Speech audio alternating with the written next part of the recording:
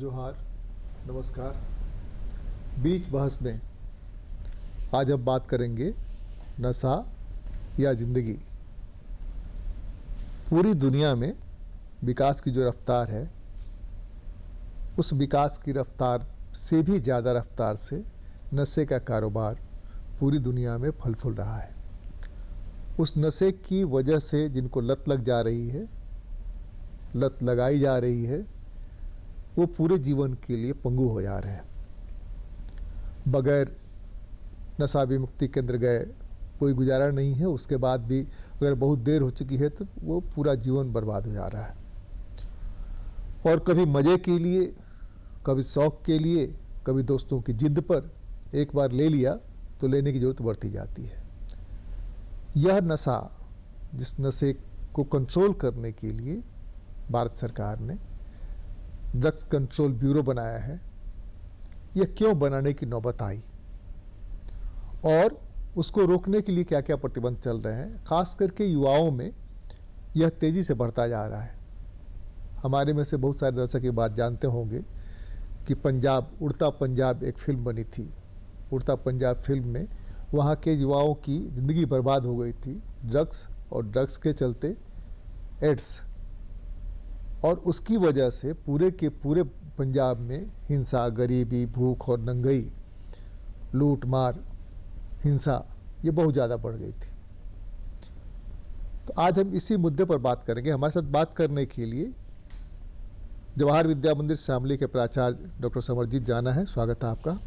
हमारे साथ हैं सैयद सारिक उमर, जो अधीक्षक हैं नारकोटिक्स कंट्रोल ब्यूरो भारत सरकार के रांची में हैं। हमारे साथ हैं दो मनोचिकित्सक, डॉक्टर संजय कुमार मुंडा और डॉक्टर निशांत गोयल। दोनों पूर्व परिचित हैं, दोनों CIP में हैं। एक युवा एवं बाल मनोचिकित्सक हैं डॉक्टर निशांत गोयल। आप सबसे हम बात कर रहे हैं, तो मैं आरंभ करता हूं सैयद सारिक उमर साहब से ही कि कब यहाँ ब्यूरो बनाने की जरूरत पड़ी और इस बीच में आपने क्या पाया, आपने जो अध्ययन किया उसके बाद बाकी लोगों से हम जानते हैं। देखिए, हम सभी जानते हैं कि भारत जो है यूनाइटेड नेशंस का एक सदस्य है 1945 से ही, जब ब्रिटिश हुकूमत यहाँ पर थी। और 1961 में एक कन्वेंशन आया, United Nations commission on narcotic drugs जो है, उन्होंने एक कन्वेंशन बुलाया जिसमें कि सभी पार्टिसिपेटिंग कंट्री पर ये ऑब्लिगेशन था कि अपने अपने देश में ड्रग्स के विरुद्ध या ड्रग्स के रेगुलेशंस के रोकथाम के लिए एक स्ट्रिंजेंट एक्ट बनाया जाए, जिसमें कि कड़ी से कड़ी सज़ा का प्रावधान हो और उसमें बहुत सारे ड्रग्स को डाला जाए जो नारकोटिक्स ड्रग्स हैं या साइकोट्रॉपिक सब्सटेंसेस हैं। उस 1961 कन्वेंशंस में कुछ नारकोटिक्स ड्रग्स को लिस्ट किया गया और फिर 1971 में एक और कन्वेंशंस बुलाया गया जिसका नाम था कन्वेंशन ऑन साइकोट्रॉपिक सब्सटेंसेस। और फिर 1972 में convention on narcotic drugs and convention on psychotropic substance 61 and 71 को रेटिफाई किया गया है। और उसके साथ कुछ सब्सटेंस को जो उन्होंने लिस्ट किया था 61 में 71 में और ऐड किया गया, और सभी मेंबर्स कंट्रीज़ पर ये बाध्यता डाला गया कि अपने अपने देश में एक सख्त कानून बनाएं, जिसके तहत भारत सरकार ने 1985 में narcotics drugs and psychotropic substances act को पारित किया।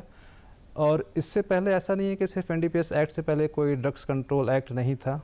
उससे पहले 1857 को ओपीएम एक्ट था, जो इतना स्ट्रिंजेंट नहीं था। सज़ा का जो प्रावधान था वो 4 साल तक मैक्सिमम था इसमें इम्प्रिजनमेंट, और फाइन्स वगैरह जो काफ़ी नॉमिनल्स थे। इसके बाद डेंजरस ड्रग्स एक्ट 1930 है।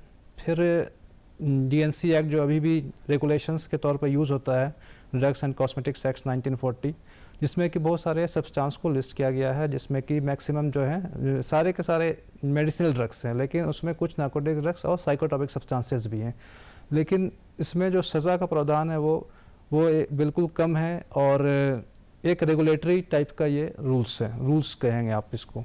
और इसको मद्देनज़र रखते हुए भारत सरकार ने एक स्ट्रिंजेंट एक्ट लाया, जिसमें कि जो भी डेंजरस ड्रग्स हैं जो शेड्यूल में थे यूनाइटेड नेशंस के जो कन्वेंशन के शेड्यूल में, उसको लिस्ट किया भारत सरकार ने। इसमें एक शेड्यूल आपको मिलता है जिसमें कि साइकोट्रॉपिक सब्सटेंस का लिस्ट है। इसके अलावा एक और नोटिफिकेशन है 2001 का जिसमें कि अराउंड 260 सब्सटेंस को लिस्ट किया गया है जो मैन्युफैक्चर्ड ड्रग्स हैं, नार्कोटिक ड्रग्स हैं और साइकोट्रॉपिक सब्सटेंसेस हैं। और इन सभी सब्सटेंस को अगर कोई कैरी करता है, कोई यूज़ करता है, कोई ट्रेड करता है, कोई इसका स्टोरेज करता है और इसका कोई ट्रैफिकिंग करता है, तो इसके लिए सख्त प्रावधान है जो ग्रेडेड सिस्टम ऑफ पनिशमेंट है इस एक्ट में। और इस एक्ट में 10 से 20 साल तक का मैक्सिमम पनिशमेंट है रिपीट ऑफेंस के लिए। इन्हेंस पनिशमेंट का प्रोविज़न दिया गया है सेक्शन 31A में, डेथ पेनल्टी तक का प्रोविज़न दिया गया है अगर रिपीटेड ऑफेंस कोई करता है। और इसके साथ फिर 2001 में ही एक और इसमें अमेंडमेंट किया गया जिसके तहत एक प्रावधान डाला गया कि अगर कोई व्यक्ति ड्रग ट्रैफिकिंग करके धन अर्जित करता है तो ड्रग ट्रैफिकिंग के ज़रिए किया गया अर्जित किया गया धन उसको भी फ्रीज किया जाए। और उसके लिए एक प्रोविज़न है चैप्टर 5A जिसमें कि सेक्शन 68A to Z तक प्रोविज़न है। उसमें अलग अलग रूल्स हैं, रेगुलेशंस हैं जिसके तहत हम फ्रीज करते हैं और अटैच करते हैं इलीगली एक्वायर्ड प्रॉपर्टी को। आपका यहाँ कंट्रोल ब्यूरो कब बना? कंट्रोल ब्यूरो हमारा फिर इसी एक्ट के तहत, एक्ट में ही एक सेक्शन 4 है जिसमें कि भारत सरकार या सेंट्रल गवर्नमेंट को पावर दिया गया कि एक रेगुलेटरी बॉडी या कंट्रोल बॉडी बनाए जिसके तहत नारकोटिक्स कंट्रोल ब्यूरो 1986 में आया जो एक नोडल एजेंसी है भारत सरकार की जो रिप्रेजेंट करती है यूनाइटेड नेशंस में ड्रग्स के मैटर में भारत को। आप यहाँ कब आए? रांची में कब आए? मैं रांची, कंट्रोल ब्यूरो कब बना? रांची में, झारखंड में? रांची झारखंड में 2009 से एक्टिव है नारकोटिक्स कंट्रोल ब्यूरो। पहले ये सब जोन था 2023 अंडर पटना जोन। 2023 में इसको अपग्रेड किया गया है। और ये अपग्रेड करने की जरूरत क्यों पड़ी? अपग्रेड करने की ज़रूरत, एक तो जब सब जोन था तो मैन पावर बहुत लिमिटेड था और पूरे इंडिया में जितने भी सब जोन्स थे सबको अपग्रेड किया गया है जिसमें कि रांची भी था, तो रांची भी अब एक जोन बन गया है। नहीं, यहाँ ड्रग्स के कारोबार इस बीच बढ़े, इस वजह से अपग्रेड करने की जरूरत पड़ी। हाँ, ड्रग्स का कारोबार, देखिए ड्रग्स का कारोबार तो पूरे देश में वृहद पैमाने पर बढ़ता ही जा रहा है, इसमें कोई रोकथाम दिख नहीं रहा है। आपके पास फिर लौट करके आते हैं जी। डॉक्टर मुंडा जी, चूंकि आप लंबे समय से आपके CIP में वो चल रहा है सुधार नशा विमुक्ति केंद्र, तो वहाँ के बारे में बताइए कि कैसे इजाफा हुआ है और किस तरह के लोग आते हैं। तब फिर बात करेंगे डॉक्टर विजय गोयल से। जी, सन 1999 से हमारे यहाँ एक अलग नशा मुक्ति केंद्र को स्थापित करने की एक ज़रूरत महसूस किया गया था। उससे पहले जो सामान्य मनोरोगी होते हैं उनके साथ ही जो लोग नशीले पदार्थों के समस्या से जूझ रहे होते थे उनका इलाज होता था। लेकिन जब धीरे धीरे समस्याएं बढ़ने लगी और ऐसे लोगों का तादाद बढ़ने लगा तो ये ज़रूरत महसूस किया गया यहाँ हमारे CIP में भी कि इनके लिए एक अलग व्यवस्था होनी चाहिए। तो 1999 में 30 बिस्तरों का अस्पताल बना जो कि अभी बढ़ करके 70 बेड हो गया है। और ये 70 भी हमें कम लग रहा है आज के दिनों में, क्योंकि हमारा वो पूरा बेड ऑक्यूपेंसी ऑलमोस्ट 100% रहता है। और कई बार मरीजों के लिए हम लोगों को वेटिंग टाइम दिया जाता है कि अभी तो बिस्तर उपलब्ध नहीं है, आप बाद में आइए। बताइए आपकी इस बीच में 99 से अगर हम देखें तो 25-26 साल में जी किस तरह की वृद्धि नशे के कारोबार में, नशे के सेवन में देखी गई, जो आपके यहाँ मामला इस तरह का आया, और किस तरह के लोग होते हैं ये? हाँ, इसलिए कि मेरी समझ से जो है नशा 2 तरह के लोग करते हैं। एक तो बहुत फ्रस्ट्रेटेड लोग जो हैं वो नशा करते हैं, दूसरे इंजॉयमेंट के लिए नशा करते हैं। तो जो लोग आते हैं वो किस तरह के लोग होते हैं? मैं दोनों स्थितियों में आपको बताऊंगा। देखिए, 2 तरह के परिवर्तन हमने देखे हैं, या 3 मैं कह सकता हूँ। एक तो नशा सेवन करने वाले लोगों का जो एक डेमोग्राफिक होता है उसमें हम लोगों ने परिवर्तन देखा है। नशीले पदार्थों का जिस प्रकार से सेवन, जो नशीले पदार्थ होते हैं जिनका सेवन होता है उसमें हमने परिवर्तन देखा है। और तीसरा जो परिवर्तन हमने देखा है कि लोगों में एक अवेयरनेस का भी जो अभाव था उसमें पूर्ति हो। सबसे पहले, जैसे पहले झारखंड में अगर हम सूखा नशा और गीला नशा के रूप में बात करें तो जाहिर सा तौर है कि झारखंड को हमेशा से शराब से जुड़े हुए मामलों में ज़्यादा समझा जाता था कि यहाँ की शराब से जुड़ी हुई समस्याएं ज़्यादा है, तो ये गीला नशा का ज़्यादा प्रकोप देखने को मिलता था। और हमारे संस्थान में भी अधिकतर रोगी अभी भी शायद गीला नशा के ही ज़्यादा हैं, लेकिन ये मुख्य समस्या होती थी। समय के साथ साथ ऐसा परिवर्तन आया कि गीले नशे से ज़्यादा इम्पोर्टेंट सूखा नशा हो गया। सूखा नशा में चाहे वो गांजा का सेवन हो गया या फिर ब्राउन शुगर या हेरोइन का सेवन हो गया। तो ये अभी जो है धीरे धीरे ट्रेंड जो हो रहा है वो सूखे नशे की तरफ बढ़ता जा रहा है। ये ट्रेंड जैसे आप बिहार में भी देखें तो वहाँ जब से अल्कोहल बैन हुआ है, वो कितना सफल रहा नहीं रहा वो दूसरी बात है, लेकिन उसका एक परिणाम ये हुआ कि सूखे नशे की तरफ लोगों का प्रचलन जो है वो थोड़ा बढ़ा है। तो एक ये नशीले पदार्थों का सेवन जो है उसमें हम लोगों ने परिवर्तन देखा है। सूखा और गीला जो है इसमें परिवर्तन क्यों आया और क्यों बढ़ा? इसमें दो तरह की बातें आप इसको समझ सकते हैं। एक तो उपलब्धता, जो नशीले पदार्थों का सप्लाई चेन जो होता है और उसमें किस तरह से प्रशासनिक हस्तक्षेप होता है, ये एक बहुत बड़ी बात होती है। मैं थोड़ा सा हस्तक्षेप कर रहा हूँ, एक नया चीज में जोड़ना चाहता हूँ जी। लगातार जैसे जैसे हमारी दशाब्दी बीतती जा रही है, उस दशाब्दी और विकास के साथ साथ अनएम्प्लॉयमेंट भी बढ़ा है और भाग दौड़ की जिंदगी में पीस गायब हो गया है। ज्यादा से ज्यादा चाहिए की जो समझ है वो ज्यादा नहीं मिल रहा है, वह भी एक कारण बन रहा है। नहीं मधुकर जी, ये पूरी तरह से इसमें आप हम क्या बताएं, मैं आपको बताना चाह रहा हूं। अगर आप इस तरह से देखिए, अनएम्प्लॉयमेंट एक कारक बन सकता है, वही एक कारक होगा, ये जरूरी कह नहीं रहा हूं। हमने दो तीन चीज। और दूसरी बात ये है कि आप अगर उठा ले 100 अनएम्प्लॉयड लोगों को और आप स्टडी करें कि ये 100 अनएम्प्लॉयड में कितने लोग नशीले पदार्थों का सेवन करते हैं, तो भी आप देखेंगे कि ये जो हमारा एक परिकल्पना है कि ऐसे लोगों में इसका प्रचलन ज्यादा होगा, वो रिफ्यूट हो सकता है। क्लास क्या है, किस तरह के लोग? नशीले पदार्थों का सेवन करने वाले सभी क्लास में है। सूखे नशे का सेवन करने वाले ये भी सभी क्लास में है। ये बहुत अचंभे की बात है कि सूखे नशे का सेवन करने वाले वर्ग युवा वर्ग होगा, इकोनॉमिक क्लास में सब है, सभी लोग शामिल है। बिल्कुल बिल्कुल।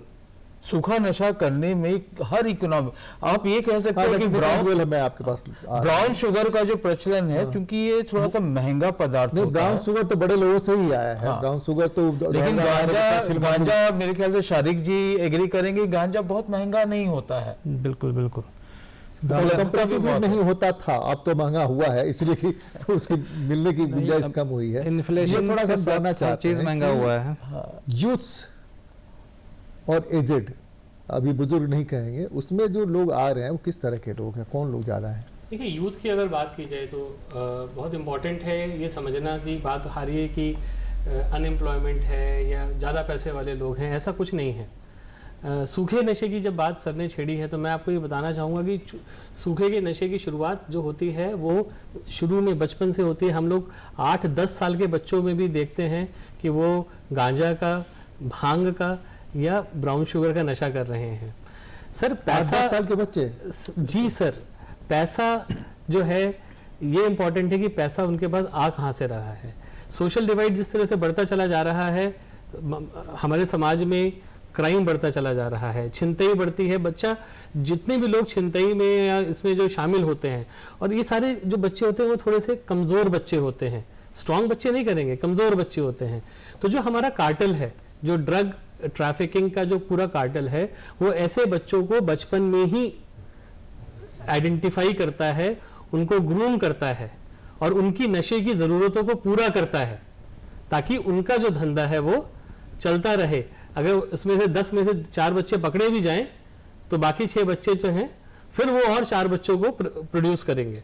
तो ये एक चेन रिएक्शन जैसा है सर। एक थोड़ा सा ये बात सेव कर रहे हैं हम, बहुत पहले, अब तो नहीं है, ये जो जीएल चर्च कॉम्प्लेक्स है वहाँ पर एक पुल सा बना हुआ है, रोड को 2 भाग में बांटता सैनिक बाजार जाने के लिए। वहाँ पुल के नीचे कुछ बच्चे बैठते थे, या ट्रेन में जब हम लोग चलते थे तो शर्ट निकाल के साफ करते थे, तो वो लोग सूंघते थे कोई चीज़ डेंड्राइट होता है, पेट्रोल होता है, तो वो सूंघते थे। तो वो उस क्लास में नहीं थे कि उनको कोई बनाया। उनकी भूख और गरीबी ऐसी थी कि वहां आए और आकर के खाने के लिए, सोने के लिए जो पैसा मिला वो कहीं से मिल गया, डेंड्राइट, उसको सूंघ रहे हैं। सबसे सस्ता नशा था उनके लिए। सर ये एक तो ये मानव स्वभाव है, ये एक बहुत बड़ी भ्रांति है सर। मैं आपको फिर बोल रहा हूँ, ये बहुत बड़ी भ्रांति है कि वो अपने वजह से शुरू कर रहा है। भूख जो होती है ना सर, जैसे आपने बोला, भूख बहुत इंपॉर्टेंट होती है। ये लोग हैं जो पर्टिकुलरली ट्रैफिकिंग में इन्वॉल्व होते हैं, जैसे मैंने बोला ना, ड्रग कार्टेल जो होता है, आपने सिल्क रूट की बात करी या सब, तो ये लोग जो है इन बच्चों को आइडेंटिफाई करते हैं। शुरुआत जो होती है वो सस्ते नशे से होती है, सस्ता नशा जो इजीली अवेलेबल है। ग्रूमिंग करने वाला कोई पकड़ा गया आपके यहाँ आया क्या? कोई छोटे लेवल पर? हमारे यहाँ ग्रूमिंग करने वाले छोटे लेवल पर ही, जोड़ दी कि बड़े लेवल पर? सर वो हमारा काम नहीं ना है। ओहो, हम कह रहे हैं कि विमुक्ति में जो पकड़े जाते हैं लोग, तो उसमें वो भी तो नशा लेता होगा ना। इसके बारे में मुंडा सर ज्यादा बेहतर बता पाएंगे, है ना? थोड़ा समझिए जाना चाहें। चूंकि आप यूथ्स के बीच ही रहते हैं और आपके स्कूल का एक फेडरेशन भी है, स्कूल फेडरेशन में आप जाते आते रहते हैं, तो आपको वहाँ से मित्रों से, जो प्राचार्य लोग हैं, उनसे जो बातचीत होती है, उससे क्या निकल कर के सामने आता है आपका? इसके अलावा पूरी दुनिया को आप देख रहे हैं, पढ़ रहे हैं, समझ रहे हैं। देखिए, बच्चे के बारे में कहा जाए तो बच्चे नशा जो बोल रहे हैं हम लोग, वो फ्रस्ट्रेशन से ही होती है और एक पीयर ग्रुप का होता है। कोई पीयर ग्रुप में ऐसा बच्चा आ गया जिस पीयर ग्रुप में एक दो बच्चा नशा कर रहा है, तो उसी के साथ उसका इंडक्शन हो जाती है।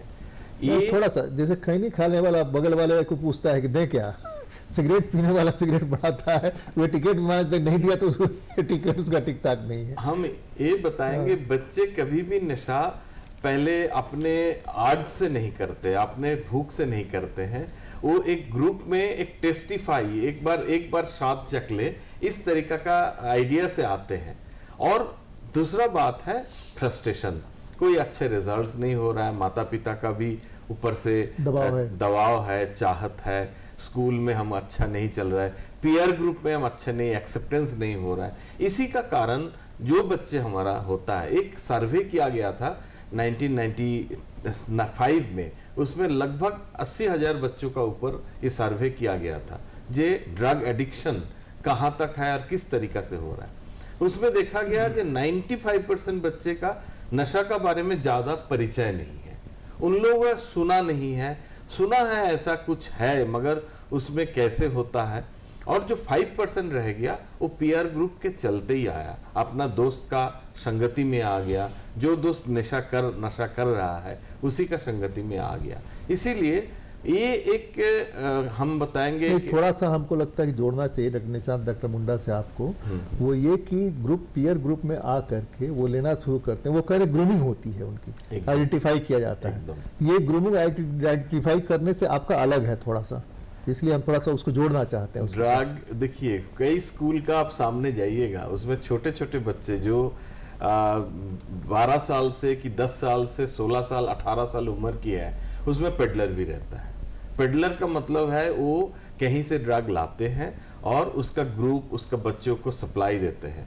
तो वो पेडलर इसीलिए होता है जो उसको एक टाइम कुछ पैसा भी मिलता है, और कम उम्र में ये बहुत आसान तरीका है जिसमें पैसा मिल जाए। इसीलिए वो पेडलर से भी हम लोग बहुत सतर्क रहते हैं।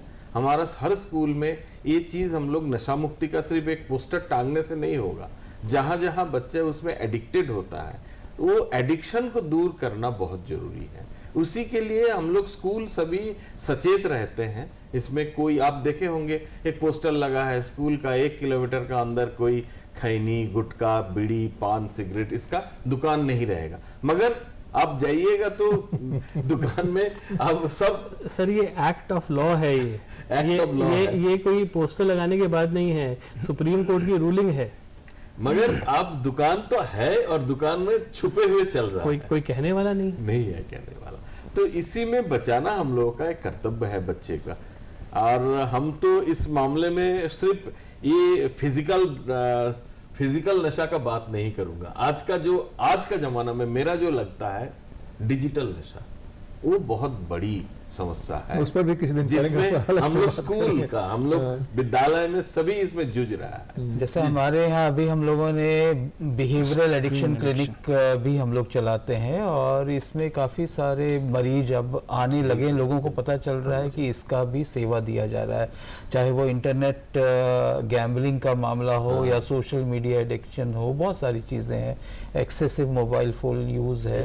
तो डॉक्टर साहब, जिस ढंग से हमारे सेलिब्रिटी प्रचार कर रहे हैं, जूपी डाउनलोड करो, क्या लूडो तुमने नहीं खेला, जिसमें खतरे हैं, नीचे लिखा हुआ क्या है 18 साल से कम लोगों के लिए है, लेकिन कोई मानता है? क्या मजाक है? आप जो दिखा रहे हैं, आप तो प्रोत्साहित कर रहे हैं ना, प्रेरित कर रहे हैं ना। पान मसाले के ऐड जो हैं उसमें सारे सेलिब्रिटी जो हैं वो पान मसाला बेच रहे हैं सर वो लोग। बेसिकली सर, जैसे मैं बोलूँ, जाना सर ने जैसे बताया, अब समय 95 में हुआ था हमारे यहाँ नशे को लेकर के एक जो सर्वे सही तरीके से होना चाहिए, खासकर युवाओं में उसकी कमी है।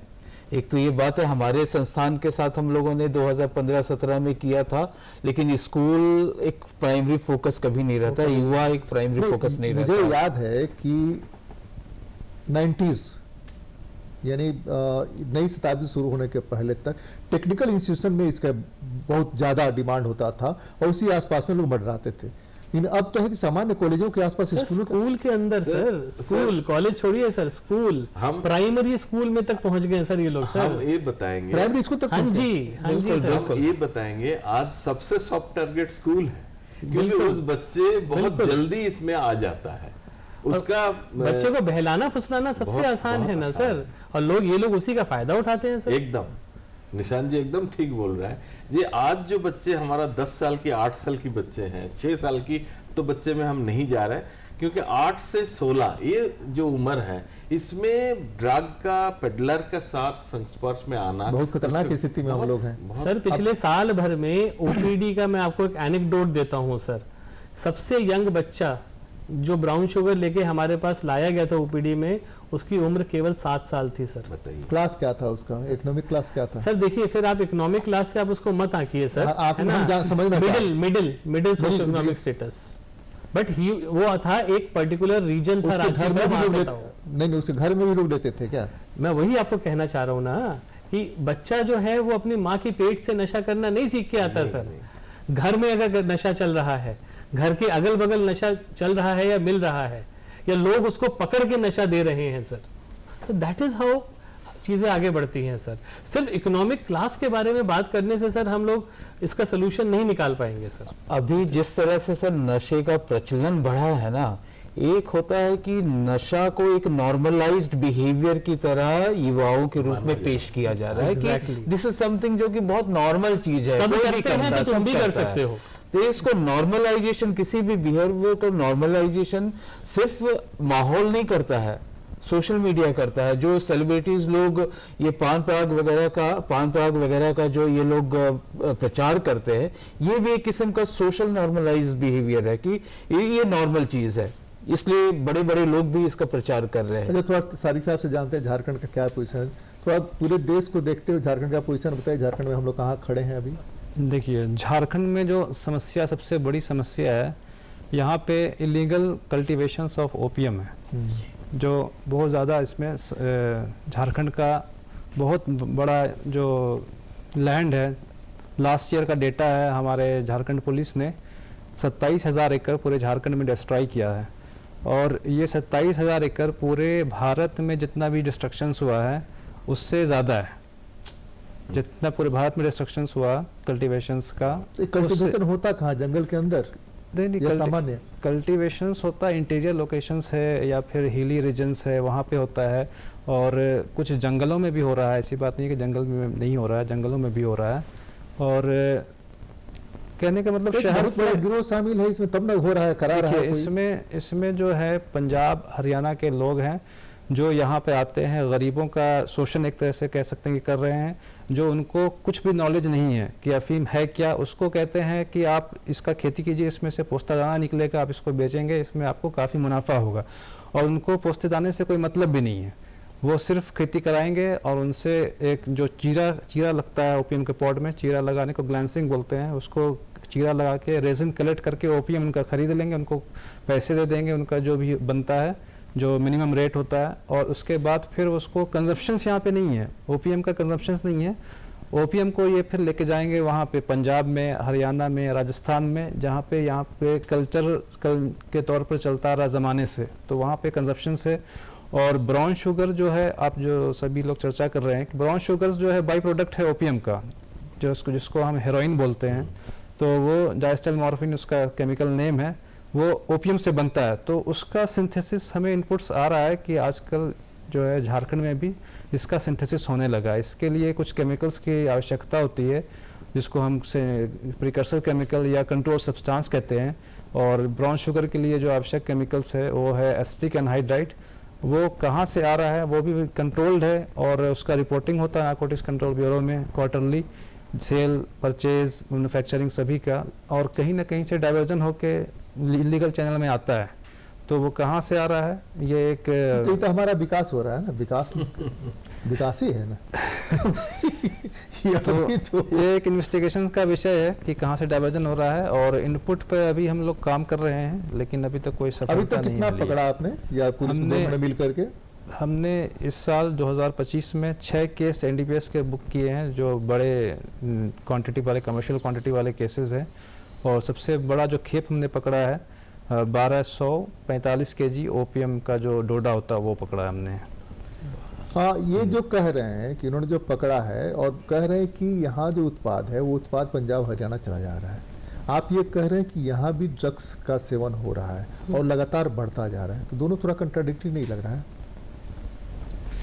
एक चीज़ मैं सर ऐड करना चाहूँगा इसमें कि मैं पंजाब में भी सर्विस किया हूँ, तो वहाँ का जो देखा हमने, इतने लंबे चौड़े हैं आप पंजाब में सर्विस चलिए। तो खैर वहाँ का एक्सपीरियंस है, और यहाँ का भी कुछ एक्सपीरियंस मैं आपको शेयर करूँगा कि पंजाब में जैसे उड़ता मूवी आपने देखा होता है, पंजाब सभी लोग अवेयर हैं, सभी लोग जानते हैं कि पंजाब में ड्रग्स जो है व्यापक रूप पे फैल गया है, सभी लोग ड्रग्स के नशे में चपेट में हैं। और कुछ कुछ गांव मैं खुद विज़िट किया हूं, जैसे नूरपुर हकीमा एक गांव है, मैं पर्सनली विज़िट किया, जिसमें कि मैं हर घर में तो नहीं जा सका, लेकिन कुछ कुछ घर में गया तो कोई ना कोई बेड पर लेटा हुआ था, और शाम 4 बजे का समय था, और जब लेटने का वजह पूछा तो लिए हुए हैं, डोज लेकर के लेटे हुए हैं, मेरे पति हैं वो लेटे हुए हैं, बेटा है वो लेटा हुआ है, तो वो हेरोइन का डोज। महिलाओं में है कि नहीं है वहाँ पंजाब हरियाणा में जो देखा आपने? महिलाओं में भी है, महिलाओं में कंपैरेटिवली कम है, लेकिन महिलाओं में भी है। और शहरों में, जो बड़े शहरों में, वो बहुत ज़्यादा महिलाओं में फैल रहा है। अब पार्टी जो होता है, पार्टी ड्रग्स है, अब साथ में लड़के लड़कियां सब पार्टी करते हैं। आप क्लब्स में आजकल देख ही रहे हैं, डांस कबार में देख रहे हैं, लड़के लड़कियां सभी लोग आ रहे हैं बराबर। तो उसमें मैं एक झारखंड के परिप्रेक्ष्य में कहना चाह रहा था कि पंजाब में जो ड्रग्स का शुरुआत हुआ वो हुआ एक ट्रांजिट रूट के तौर पर। पाकिस्तान और अफ़गानिस्तान, जैसे आप सभी जानते हैं कि डेथ क्रेसेंट के नाम से मशहूर है, या गोल्डन क्रेसेंट के नाम से मशहूर है, जिसमें कि ईरान, पाकिस्तान और अफ़गानिस्तान आता है, जहाँ पे बड़े अच्छे क्वालिटी का, बड़े वृहद पैमाने पर खेती होता है अफीम का, उससे ब्राउन शुगर निकाला जाता है और जिसको हेरोइन बोलते हैं। वहाँ से क्रॉस बॉर्डर ट्रैफिकिंग के ज़रिए पंजाब आता है ये आपका कंसाइनमेंट हेरोइन का, और वहाँ से बड़े शहरों में दिल्ली, बॉम्बे, चेन्नई और इंडिया भी कुछ तौर पर ट्रांजिट के तौर पर यूज़ होता था। यहाँ से जाता था माल आपका जो साउथ ईस्ट नेशन से, सिंगापुर हो गया, थाईलैंड हो गया, जो जहाँ पे टूरिज्म ज़्यादा है, तो वहाँ पे जाता था। अब जो लोग पंजाब के इसमें इन्वॉल्व थे, जो सपोर्ट करते थे आप माल को निकालने में, यहाँ से उठाया दिल्ली पहुँचा दिया, यहाँ से उठाया बॉम्बे पहुँचा दिया, यहाँ से उठाया चेन्नई पहुँचा दिया। अब वो लोग एक्सपेरिमेंट के तौर पर या पीयर प्रेशर उनके कुछ ग्रुप्स में होंगे, उसके तौर पर कभी इस्तेमाल शुरू किया होगा, और आज के दौर में वो इस्तेमाल करते करते पर ऐसा हो गया कि वो सबसे ज़्यादा कंजप्शन वाले स्टेट बन गए। ठीक है, उसी तरह से अब झारखंड में आप देखें, झारखंड जो है ओपीएम का जो कल्टीवेशन का सबसे बड़ा स्टेट है आज के डेट में। अब कल्टीवेशन का डेटा अगर देखें तब, तो अगर इसको कंट्रोल नहीं करते हैं तो जो लोग कल्टीवेशन में लगे हुए हैं, जो कल्टीवेशन करते हैं, उनके डायरेक्ट कांटेक्ट में आते हैं, तो ओपीएम का जो ग्लैंसिंग करते हैं, जैसे आपको चीरा के बारे में बताया, तो उसका वेपर उनके जाएगा, सांस में जाएगा, और उसके साथ उससे प्रभावित होंगे तो उनको नशा महसूस होगा, और जब उनको नहीं मिलेगा तो फिर जो विड्रॉल सिम्टम्स उसको कंट्रोल करने के लिए कुछ सब्स्टिट्यूट चाहिए। तो अगर पाउडर मिलता है तो पाउडर लेंगे, या तो कोई ओपिएट्स मिलता है तो वो लेंगे। तो इस तरह से ड्रग्स का जो है ये क्या नाम है, जो कंजप्शन है झारखंड में भी आने वाले दिन में अगर इसको कंट्रोल नहीं किया गया तो उड़ता झारखंड में पॉसिबल बता रहे हैं कि लगातार बढ़ रही है संख्या। बिल्कुल।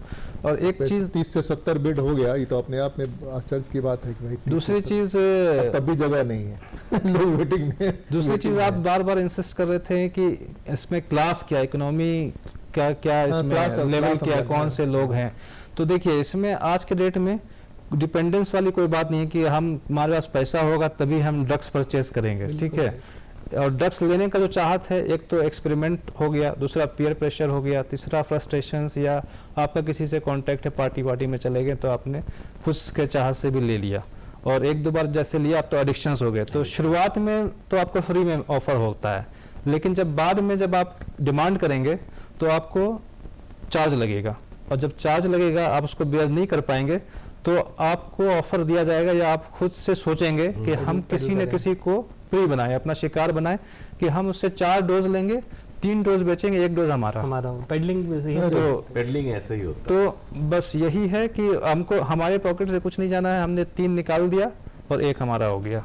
ये एग्जाम्पल मैं दे रहा हूँ, हो सकता है 5 निकालना पड़े। तो अंग्रेज जैसे चाय पिलाते थे फ्री में, उसके बाद में चाय हमारे यहाँ भी जैसे आते हैं, वो 200 रुपये का पुड़िया लिया, उसको 400 में बेचा, और तो उस तरह से इससे प्रॉफिट भी लेते हैं और आगे का नशीला पदार्थ खरीदने का एक साधन भी बन जाता है वो।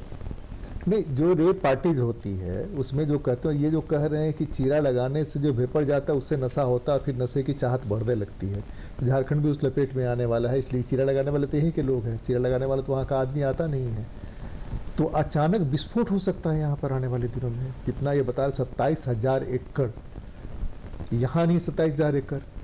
जैसे वेपर से नहीं, लोगों को पता चल जाएगा। देखिए यहाँ पर जिन ग्रामीण क्षेत्रों में इसकी खेती होती है, उन ग्रामीण क्षेत्रों में शराब का प्रचलन है, नशीले पदार्थों का प्रचलन ऑलरेडी है, लेकिन उनको पता चलेगा एक और किस्म का नशा जो हम लोग खेती करते हैं, इससे हमें मिल सकता है, कुछ लोग मिलाते हैं, मिला करके और नशे को बढ़ाना चाहते हैं। वो क्यों बढ़ाना चाहते हैं वो आप लोग ज़्यादा बेहतर बनाएंगे। स्ट्रेंथ उसको ज़्यादा स्ट्रॉन्ग करने के लिए, जैसे कि नशा हमने 1 चम्मच लिया तो नशा नहीं आ रहा है, और 2 चम्मच लेना पड़ रहा है तब ज़्यादा हमें फील हो रहा है।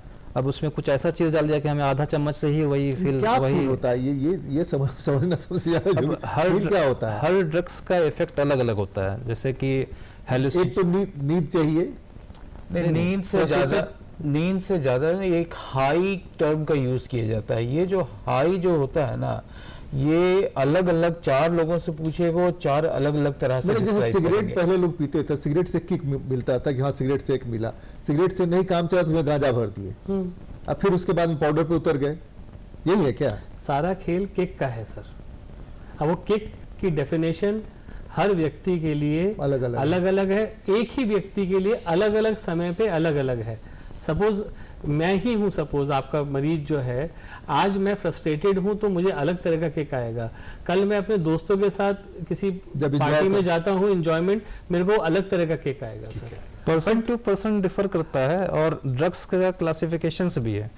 जैसे कुछ ड्रग्स हैं जो सेडेटिव के तौर पर बिहेव करते हैं, ट्रैंक्विलाइजर्स जैसे हो गए, या नींद की गोलियां हो गई, साइकोटॉपिक सब्सटेंसेस हैं, या आप पाउडर की बात कर रहे थे, ये सब सेडेटिव हैं। कुछ ड्रग्स हैं जो स्टिमुलेंट हैं, जो आपको काफ़ी एनर्जी महसूस होता है, आपको नींद नहीं आएगा, कंटिन्यू आप काम कर सकते हैं, हार्ड वर्क कर सकते हैं।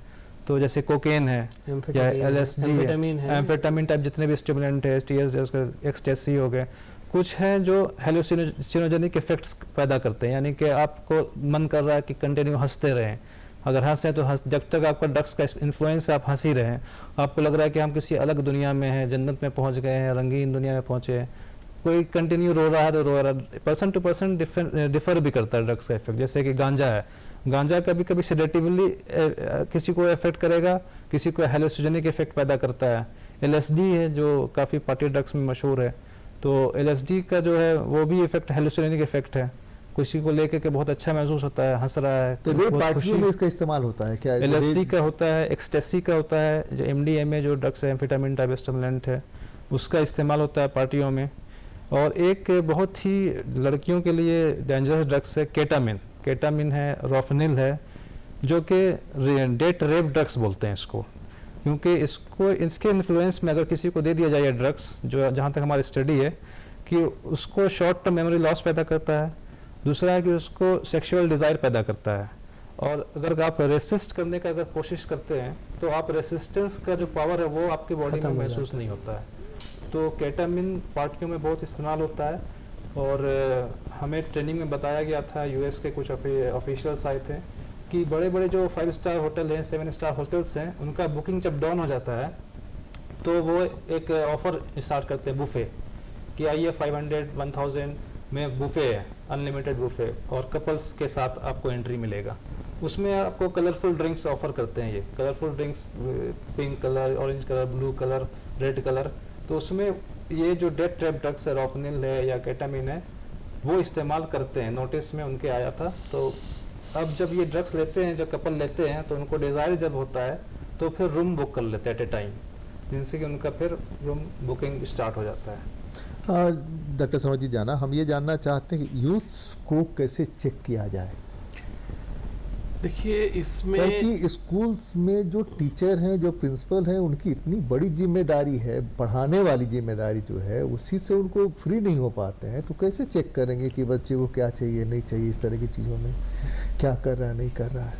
देखिए बच्चे समझते हैं ड्रग्स अच्छी चीज़ नहीं है, ये चीज़ समझते हैं, मगर बच्चे जब भी हम बार बार बताएं ये एक्सीडेंटल इंट्रोडक्शन हो जाता है, कभी पीयर ग्रुप में हुआ, वो समझते हैं ये अच्छी चीज़ नहीं है, हमको जाना नहीं चाहिए।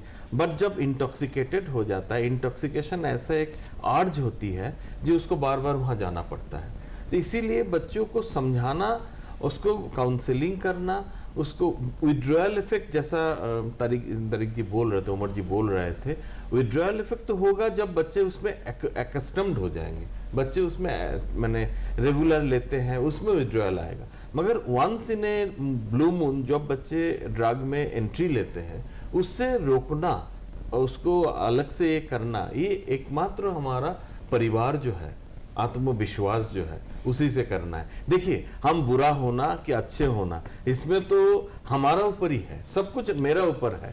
हम चाहे तो उसको हम रोक सकते हैं, और उसको बच्चों को समझाना हम लोगों का, शिक्षक का, हम लोगों का, स्कूलों का काम है। हम लोग इसीलिए हर स्कूल में हमारा ये जो SRC होता है, स्टूडेंट रिप्रेजेंटेटिव काउंसिल होते हैं, उनमें भी हम लोग इसको इम्प्रेग्नेट करते हैं जी, ये चीज़ को कभी भी कहीं भी देखा कोई, इसीलिए टॉयलेट में हम लोग ये CCTV नहीं यूज़ करते, मगर कॉरिडोर में है, बच्चा किस लिए जा रहा है, क्यों जा रहा है, इसमें बहुत ध्यान रखना पड़ता है। हर स्कूल में काउंसलर है, हर स्कूल में वेलनेस टीचर्स हैं, उन लोग इसमें ध्यान देते हैं। दोनों मनोचिकित्सकों को सुनते हैं। डॉक्टर मुंडा बताइए।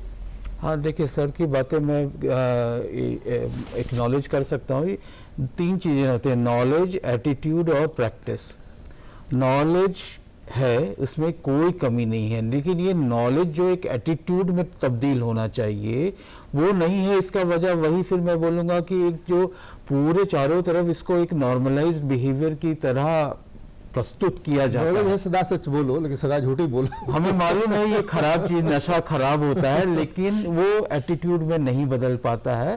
और एटीट्यूड फिर प्रैक्टिस में कहाँ से आ पाएगा अगर वो एटीट्यूड ही नहीं आ पाया है। तो ये सारा खेल यहाँ पर नॉलेज, एटीट्यूड और प्रैक्टिस में सामंजस्य नहीं है, इसकी वजह से हो रहा है। डॉक्टर निशांत, कैसे सामंजस्य होगा? देखिए सर, सामंजस्य के लिए सबसे ज़रूरी है एक दूसरे पे ठीकरा फोड़ना हमें बंद करना होगा कि ये तुम्हारा काम है, ये मेरा काम नहीं है, ये तुम्हारा काम है। जैसे आपने अपनी बात शुरू करी ना कि आपका तो पढ़ाना सबसे ज़रूरी काम है। सर, स्टूडेंट का सबसे ज़्यादा समय अपनी ज़िंदगी का स्कूल में बीतता है सर। टीचर के साथ हम जितना टाइम स्पेंड करते हैं ज़िंदगी में हम किसी के साथ स्पेंड नहीं करते हैं। तो रादर देन कि हम ये बोले कि वेलनेस टीचर रख रहे हैं हम। मैं थोड़ा सा स्पष्टीकरण देता हूँ। हाँ, स्पष्टीकरण जरूरी है यहाँ पर। हाँ, मैंने ये कहा कि जो मार्क्स ज्यादा से ज्यादा लाने का बोझ है ना, तो टीचर का भी ध्यान और स्टूडेंट का भी सर देखिए वो एक अलग चर्चा का विषय है सर, उसके बारे में हम लोग अभी आज बात नहीं कर रहे। मतलब सिर्फ ये था कि उस कारण से टीचर थोड़ा ज़्यादा कन्फाइंड रहते हैं कि बच्चे को पढ़ाएं, लेकिन बच्चे के पढ़ाने में बच्चा पढ़ रहा है कि नहीं पढ़ रहा है उसको पकड़ना और पीटीएम में जाकर के उसको बताना कि भाई ये गड़बड़ी भी हो सकती है, ये हमारे कहने का मतलब। जी सर, आपकी बात बिल्कुल ठीक है, but at the end of the day ये कलेक्टिव रिस्पॉन्सिबिलिटी है। बिल्कुल बिल्कुल। और हमको एक दूसरे का पूरक बनना होगा। मुझे जना साहब का कॉम्प्लीमेंट इनको मेरा कॉम्प्लीमेंट बनना पड़ेगा सर। इसीलिए हम अवेयरनेस प्रोग्राम्स करते हैं, एजुकेशनल प्रोग्राम्स करते हैं। सर प्रिवेंशन तो बहुत पीछे छूट गया है, अभी प्रिवेंशन का कॉन्सेप्ट अब खत्म हो रहा है। अभी हम जो बात करते हैं awareness, health promotion, wellness promotion की बात करते हैं सर। नहीं कहाँ, हम तो बात करते हैं रे पार्टीज की, और उसका जो ग्लैमर है वो ग्लैमर बताते हैं। हमारे सेलिब्रिटी आकर के सब चीजों का प्रचार करते हैं, वो उसका ग्लैमर बताते हैं। बिल्कुल सर। तो हमारा आकर्षण तो उधर ही बढ़ेगा। अगर सब लोगों का सामूहिक दायित्व बनता है सर, वही तो लड़ाई है तो सर। उनका भी बनता है ना। वही तो लड़ाई है सर, वही तो लड़ाई है जो हमारे समाज के जो सो कॉल्ड लोग जिनको हम फॉलो करते हैं या जिनको देख के अपना बचपन जी रहे हैं, किशोरावस्था में घुस रहे हैं, उनको भी अपनी रिस्पॉन्सिबिलिटी जो मैंने बोला सामूहिक फटा कपड़ा पहना दिया, फटा पैंट पहना दिया इसमें ज्यादा महंगे में तो सर ये तो जो पहने हुए अब देखिए सर, ये तो कैपिटलिज्म का जमाना है। अब कौन इसमें किसको कितना फायदा हो रहा है, कितना नहीं हो रहा है, ये तो चर्चा का विषय है सर। नहीं, लेकिन देश का, सरकार का, प्रशासन का और परिवार का, स्कूल्स का, इनका तो है ना, जो मानते हैं कि समाज हमारा है और समाज का। बिल्कुल बिल्कुल सब सर, कोई भी व्यक्ति। मधुकर जी, जब युवाओं का बात आ गया और बच्चे का बात आए, इसमें एक चीज हम अभी भी मेरा लग रहा है बहुत शायद इसके साथ जुड़े नहीं है। एक आजकल हम लोग देखते हैं नॉन स्कूलिंग कॉन्सेप्ट आ गया है। अरे ये तो और ये खतरनाक चीज है नॉन सर। स्कूलिंग का कंसेप्ट ये है, हम कोई फॉर्मल स्कूल में ना जाए, घर में बैठ के पढ़े, कोई कोचिंग में जाए। अब ज्यादातर ड्रग्स की बात नॉन स्कूलिंग बच्चों में ज्यादा दिख रहा है। हम लोग जितना केसेस देखे हैं वो सब नॉन स्कूलिंग, क्योंकि नॉन स्कूलिंग में क्या होता है, हम एक नॉर्मल सिस्टम से, एक नॉर्मल जिंदगी से हम अलग होके कुछ करना चाह रहे हैं, और उसमें ज्यादातर फ्रस्ट्रेशन आता है। और फ्रस्ट्रेशन के समय उस बच्चे, हम सिर्फ ड्रग्स में नहीं जाऊंगा, पर उन लोग ज्यादा कैफीन पी रहा है, उन लोग ज्यादा सिगरेट यूज कर रहा है, रात में पढ़ाई चल रहा है उसको। तो इसमें हम लोग का एक मेरा सबसे माया जगी रहती है कॉफी बना के देने के लिए, बहन जगी रहती है, दीदी जगी रहती है। अनुरोध है जब बच्चे को नॉर्मल जिंदगी जीने दीजिए, नॉन स्कूलिंग करके मेरा बच्चा रैंक लेके आ जाएगा, ये कंसेप्ट गलत है, कंसेप्ट का कोई बेस ही नहीं है। अब इसमें हम लोग ज्यादा बच्चों का ऊपर प्रेशर ना डालें, आदमी के ऊपर हम लोग ज्यादा चाहत ना डालें कि हमारा ये बनना है और आपको ऐसा ही बनना है। इसमें हम लोग नॉर्मल रहे, परिवार में बच्चे को रखे, परिवार के साथ नॉर्मल सिस्टम में स्कूल में जाए बच्चे, तो आप ये चीज जो हम लोग सोच रहा है, इससे थोड़ा सा हम लोग का राहत मिल सकता है। हम मिलेगी ऐसा हम 100% नहीं बोलूंगा, पर फिर भी इसमें मिल सकता है। इसीलिए परिवार की बंधन बहुत जरूरी है। सर आपने नेशनल एजुकेशन पॉलिसी बना दी, ठीक है, इम्प्लीमेंट भी कर दी। अब उसके अंदर सोशल पर्सपेक्टिव को आपने कितना जोड़ा है या कितना सामंजस्य बिठाया है सर आप?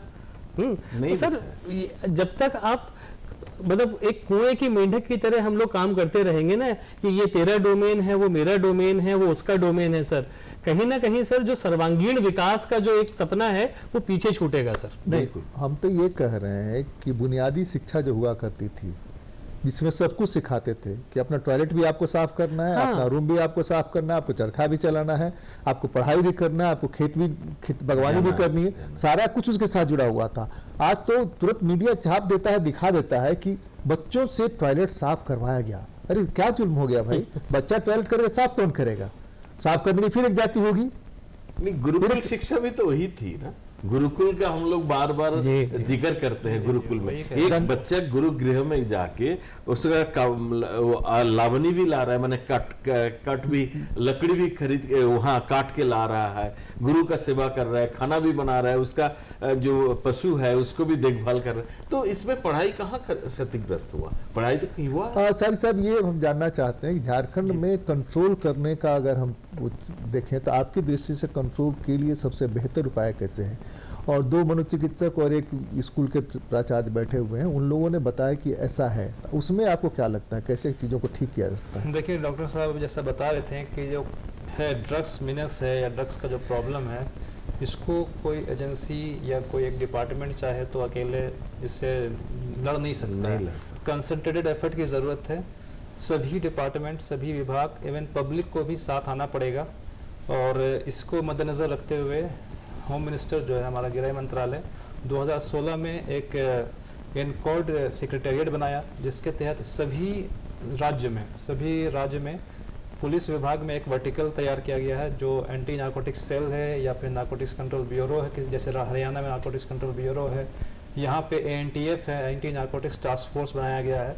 इसी तरह से सभी राज्य में बनाया गया है और इनके साथ स्टेट लेवल पे एक मीटिंग होता है जो क्वार्टरली होता है, फिर एक सेंट्रल लेवल पे एक मीटिंग होता है जो चीफ सेक्रेटरीज वगैरह अटेंड करते हैं, और जो स्टेट लेवल पे होता है उसमें सभी डिपार्टमेंट के लोग आते हैं, स्कूल विभाग वाले भी आते हैं, हेल्थ विभाग वाले भी आते हैं, जिसमें कि चर्चा किया जाता है कि इसको कैसे रोकथाम किया जाए, इस पर पॉलिसी क्या बनाया जाए। तो ज़्यादा जो है हमारा जो अब तक जो अप्रोच रहा था प्रिवेंशन का अप्रोच था, लेकिन अब डिमांड रिडक्शंस को भी एक हथियार के तौर पर देखा जा रहा है कि अगर डिमांड कमेगी तो फिर लोगों में जो सप्लाई करने वाले वो खुद ब खुद मर जाएंगे, ठीक है, जब उनके पास कोई खरीदार ही नहीं रहेगा। और इसको जनाब ये तो हाइपोथेटिकल है। बिहार में शराबबंदी कर दी गई, जी जी जी बिल्कुल, बिहार में लगातार जहरीली शराब पी के लोग मर रहे हैं।